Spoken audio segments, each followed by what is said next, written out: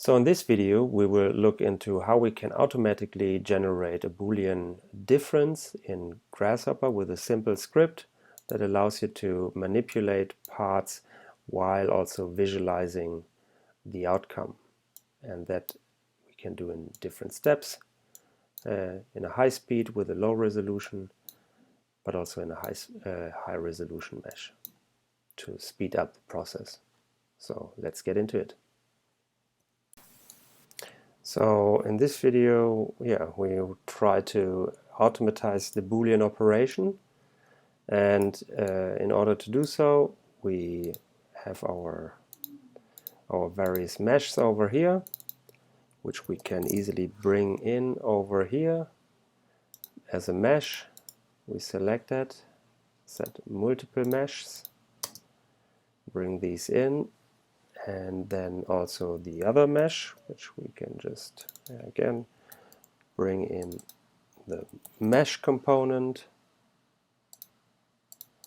select one mesh, in this case we select just this, and then the easiest would be if you go here to intersect, shape and mesh difference. Notice if you go over here, perform solid mesh on two sets, you might have to switch that as this and this cut away from each other. So B cuts from A. And you see that took a long time now. That took 3 seconds. So if whenever I go here and I move that a little bit around, so the starting mesh, it will again take now even 4.6 seconds. If you want, just as a preview, if you want to speed that process up, you would have to downgrade the meshes over here, and we can easily do that. I would create let's select these, create a copy, so Control C, go to mesh and edit these. So you have to reduce the mesh in this case. So let's reduce them and reduce them so they only have, so you see they have now 290, and I think for starting maybe you go for 3000 polygons. That might take a little bit, that might take some time.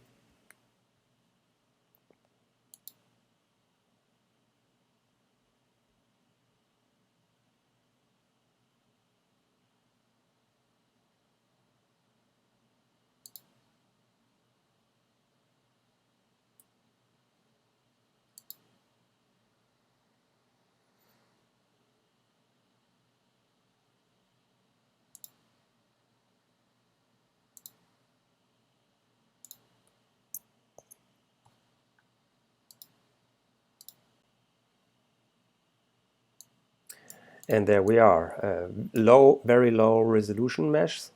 So what I would recommend, and I started these layers already, I would bring these two on the layer stone low res or something like that. So you have a low res, change object layer, so these are now on this layer, and then paste my high res meshes.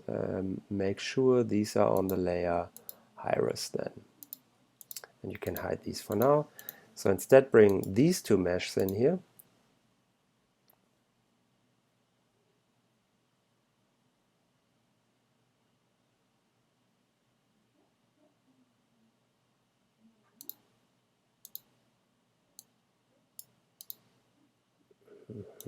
Interesting.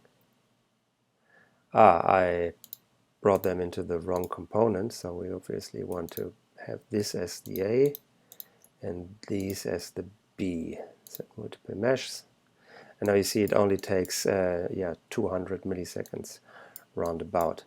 So that gives me the possibility, let's hide these here, preview off, so select them, right click, preview off, and maybe deselect this ones here, and now you see I can move around, and it will, sometimes it will go even faster because of the low resolution.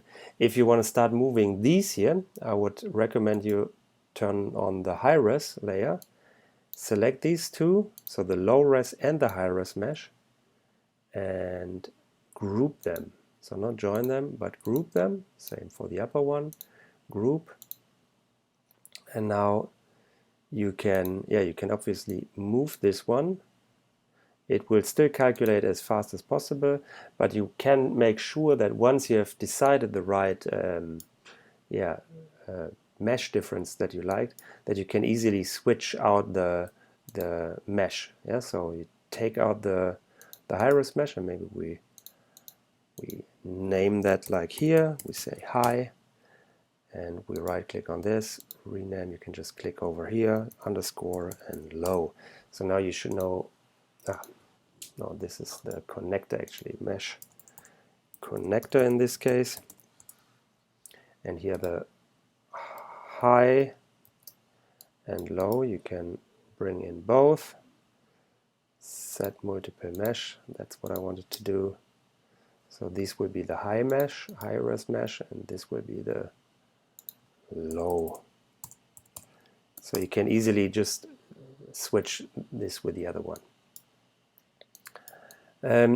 To maybe visualize this thing a little bit faster, we can also automatically move it somewhere. So I would suggest maybe to use the orient. That's the easy one. So you orient that geometry from, and now you have to define a point from where you want to move it. And I would suggest maybe it's center point. So you type volume. You go for this volume. If you plug in the resulting mesh, it will give you the centroid of that, which will be our source. And then it will automatically bring that to the 0 point. 0, 0, yeah, that's the target. Or you can bring any other point by just bringing a point into Rhino, selecting it, bring it here, set one point, and plug that in here. And now you might say, well, I don't see the mesh faces. I would like to see the edges of the mesh over here. You can just go to Mesh, Analysis, and Mesh Edges. That will allow you to visualize also the edges of your mesh. So now whenever you when you move this, it automatically updates here, so you get an idea about how this thing looks, and you don't have to go through clicking all these commands in Rhino or something like that. So yeah, I hope that that helped a little bit, and still you could also move this around to speed up the process for generating an automated Boolean operation. And then once you're happy with what you did over here, I would just go and exchange this here for the high-res mesh. And there you see this is now way higher resolution. It also took way longer, 3 seconds.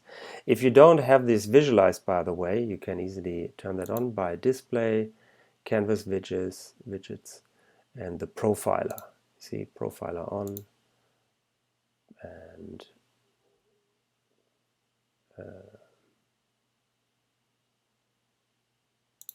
Display, sorry. Profiler turned on. That allows you to visualize how long a specific component takes to calculate. So yeah, I hope you enjoyed. If you have questions or if you need something to be more specified, please let me know in the comments right below or get in touch with me. And thanks for watching.